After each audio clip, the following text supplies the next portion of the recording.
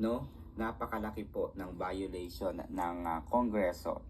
Ito po ay ang pag-violate doon sa tinatawag nating separation of powers. Doon nakakatuwa, no?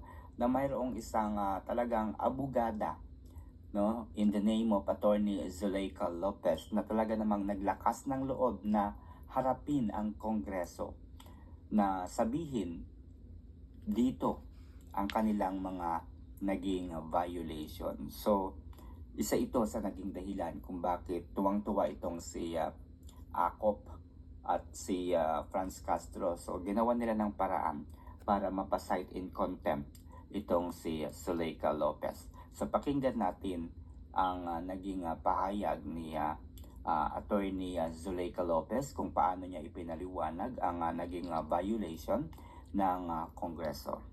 Letter F, undue interference in the conduct of proceedings.